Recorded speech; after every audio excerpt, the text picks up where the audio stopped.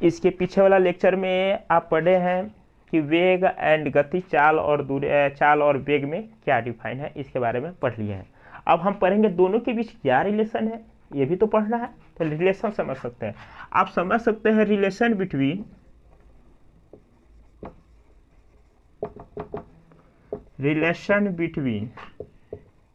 Speed and velocity.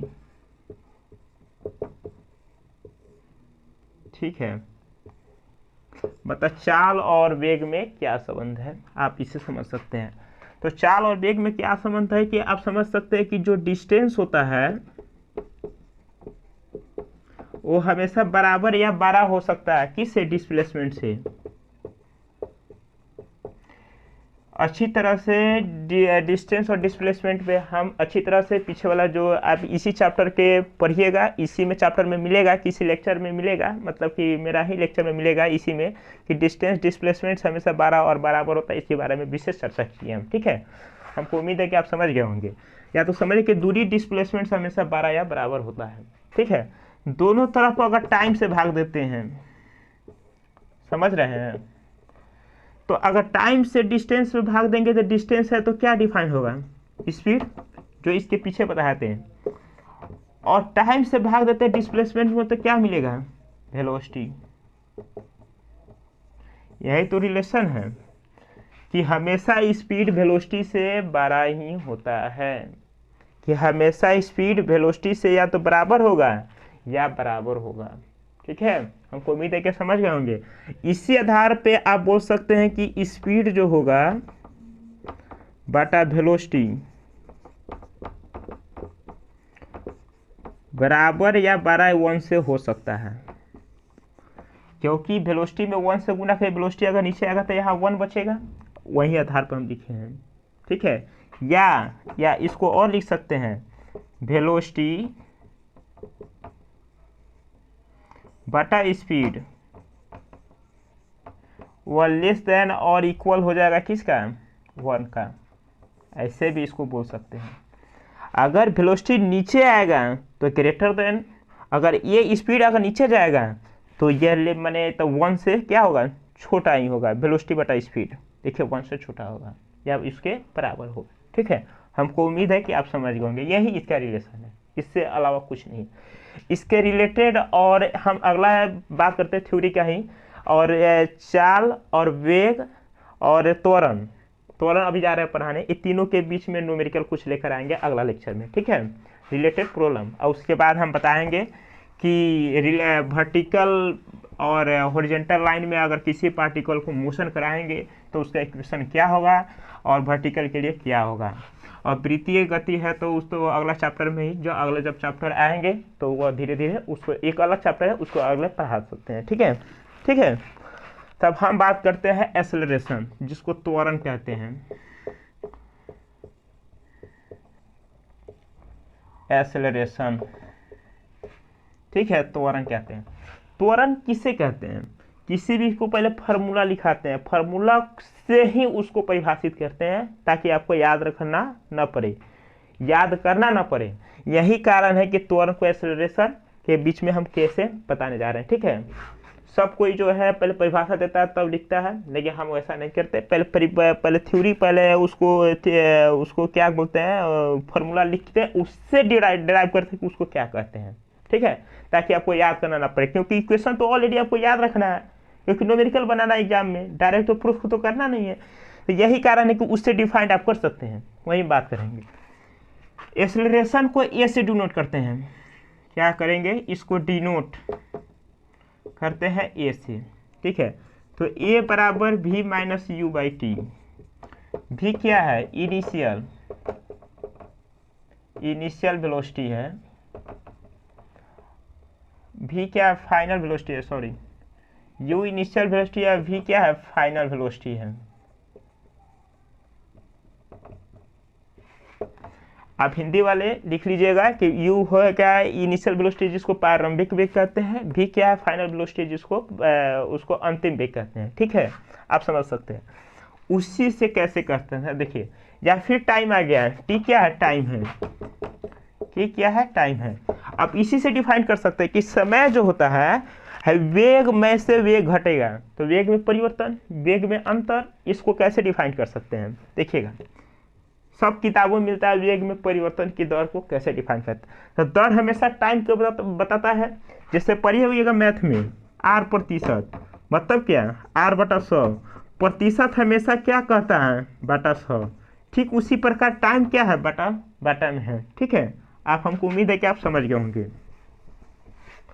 तो rate हमेशा बटा में होता है, रेट कहिए या प्रति मिनट इकाई समय कहिए, बात बराबर है। ठीक है, तो हम कहते हैं इकाई समय में वेग में परिवर्तन की दर को, मैंने वेग, इकाई समय में वेग में जो परिवर्तन होगा उसी को त्वरण कहते हैं। यहाँ दर हटा दिए, या कोई ऐसे बोल सकते हैं वेग में जो परिवर्तन होगा को, अगर टाइम से, मैंने कि टाइम को तो दर कहते हैं, वेग में परिवर्तन की जो इसको दर कहते हैं, दर को त्वरण कहते हैं। ऐसे भी डिफाइन कर सकते हैं दोनों। तो वेग में परिवर्तन कहता है, हम कहेंगे वेग में अंतर, तो क्या अंतर, क्या परिभाषा, क्या वो सही नहीं है सही। तो वेग के अंतर के दर को भी त्वरण कर सकते हैं, इसको कर सकते हैं ऑलरेडी। या इकाई समय में से कि देखिए, याद करने का एक ही रिजल्ट है, आप दूसरा माथापेची मत कीजिए। ठीक है, एक लाइन का कंक्लूजन निकालिए कि टाइम जो होता है वो प्रति होता है। तो देखिए, इकाई समय में वेग में परिवर्तन या वेग में अंतर को ही हम त्वरण कहते हैं। एक लाइन में खत्म, आगे सब थ्योरी उसी पर बेस्ड है।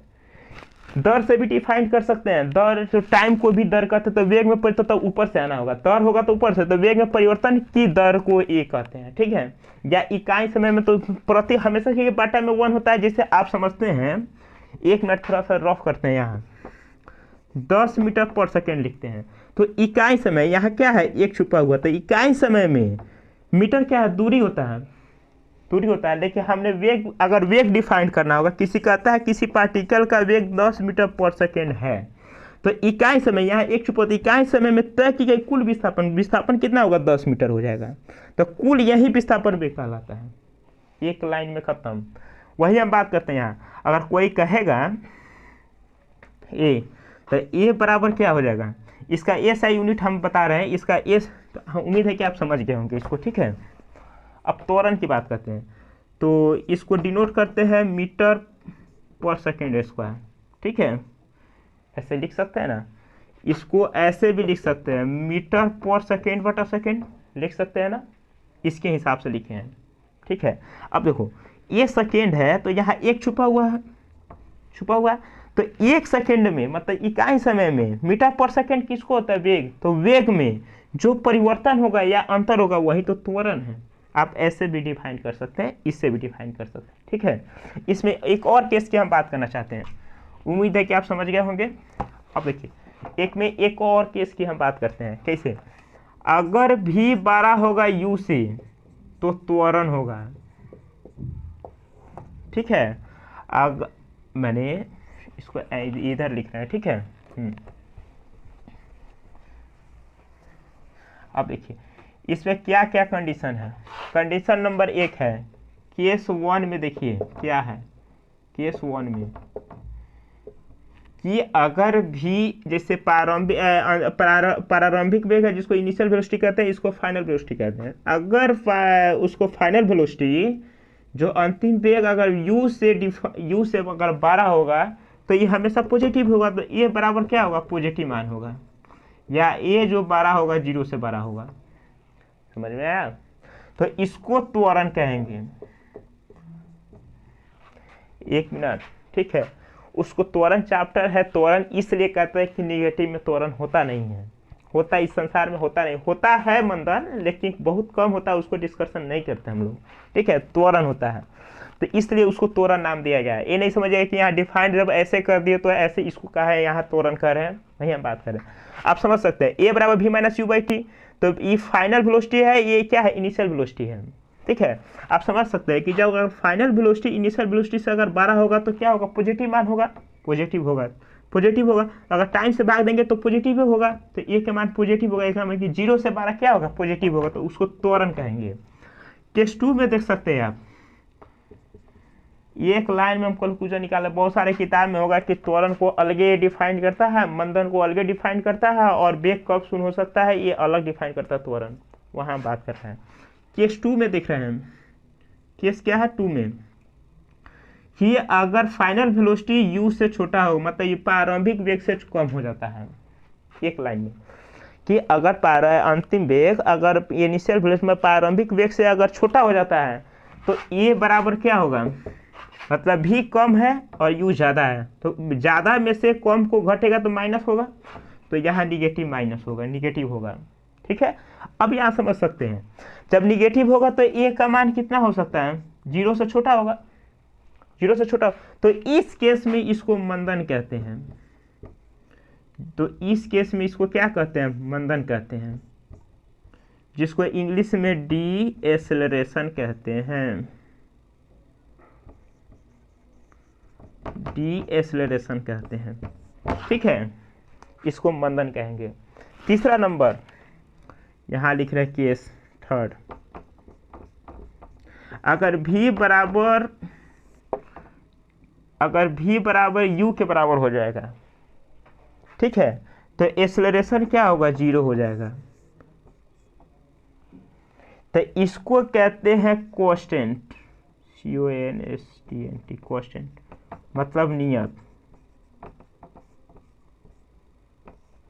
देखिए, तो अगर केस 3 में क्या हो कि v बराबर u हो जाएगा, मतलब कि अगर अंतिम वेग प्रारंभिक वेग दोनों एक समान हो जाएगा तो एक्सेलरेशन 0 हो जाएगा, किसी भी क्वांटिटी से 0 से भाग देंगे तो 0 हो जाएगा।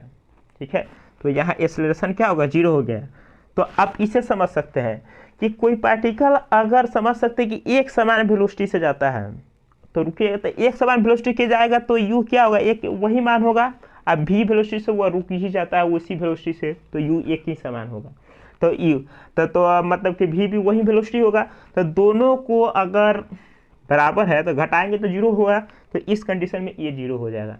तो अब हम बात करते हैं विशेष बात कि एक्सेलरेशन कब कब 0 होगा, तो उस कंडीशन में ये 0 होगा। ठीक है, एक्सेलरेशन पूछता है किस किस स्थिति में 0 होता है, एक लाइन में, तो एक्सेलरेशन 0 होने के लिए क्या होगा, तो v बराबर u होना अनिवार्य है। तो v बराबर u कब होगा, v बराबर u कब होगा, जब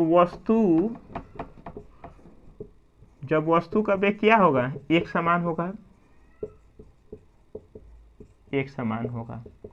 ठीक है, एक नंबर में। दूसरा नंबर, एक समान वेग हुआ तो मतलब v बराबर u। अब क्या हो, या तो जब वस्तु विराम या रेस्ट, जिसको बोलते हैं इंग्लिश में रेस्ट में हो, रेस्ट में होगा तो जो उसका वेलोसिटी होगा वही उसका प्रारंभिक वेग और उसका अंतिम वेग दोनों तो एक ही हो जाएगा। तो इस कंडीशन में भी आपको क्या होगा, एक्सेलरेशन 0 होगा, क्योंकि प्रारंभिक जब वस्तु स्थिर मोशन में नहीं रहता तो ऑलरेडी उसका एक्सेलरेशन 0 होगा। अगर एक समान गति से चलेगा तो उसका एक्सेलरेशन भी 0 होगा, लेकिन अगर थोड़ा सा परिवर्तन होगा तो उस कंडीशन में त्वरण या तो मंदन डिफाइंड होगा। ठीक है, हमको उम्मीद है कि अब त्वरण के बारे में कोई विशेष आपको मतलब कि बाकी रह नहीं क्या होगा, आप खुद से बढ़िया से अच्छी तरह से आप समझ गए होंगे, हमको उम्मीद है इतना। अब अगला जो लेक्चर होगा, अब हम बताएंगे कि वेग के बारे में। तो वेग हम बताए थे कि एक तो हॉरिजॉन्टल में फेंक सकते हैं पार्टिकल को, तो उसका वेग का इक्वेशन क्या होगा, अगर वर्टिकल फेंकेंगे तो उसका इक्वेशन क्या होगा, उसका अगला लेक्चर में लेकर आएंगे। लेकिन उससे पहले चाल, जिसको स्पीड कहते हैं, स्पीड वेलोसिटी एंड एक्सेलरेशन के बीच क्या क्या प्रॉब्लम होता है, न्यूमेरिकल क्वेश्चन, उसको लेकर आएंगे, तब उसको लेकर आएंगे। ठीक है, तब आपका चैप्टर फिनिश्ड हो जाएगा, वो पढ़ा देंगे, चैप्टर ये फिनिश हो जाएगा। क्योंकि सरल वेग में ही आपको लीनियर मोशन बोले थे ना कि हम पढ़ाएंगे इसमें, तो लीनियर मोशन का इक्वेशन देंगे, उसको ड्राइव करेंगे, उसको कैसे होता है उसको न्यूमेरिकल बेस्ड कराएंगे, तब ये चैप्टर फिनिश्ड होगा। तब वृत्तीय गति आएंगे, जबकि वेग है तो सबका वेग एक ही जैसा पढ़ाएंगे कि उसमें ये था, इसमें ये था, उसमें ये था, क्योंकि समझने में बहुत आसानी से समझ सकते हैं, वही हम बात कर रहे हैं। तो इसके बाद वृत्तीय गति पढ़ाएंगे, उसके बाद सरल आवर्त गति पढ़ाएंगे। ठीक है, आपका 3 चैप्टर एक ही में खत्म होगा, मतलब सरल वेग एक चैप्टर अलग हो जाता है, वही चैप्टर अलग अलग हो जाता है। ठीक है, हमको उम्मीद है कि आप समझ गए होंगे। ठीक है, तो इसके बेस्ट प्रॉब्लम न्यूमेरिकल लेकर आएंगे इसके बाद। ठीक है, ओके, थैंक्स, रहने देते हैं।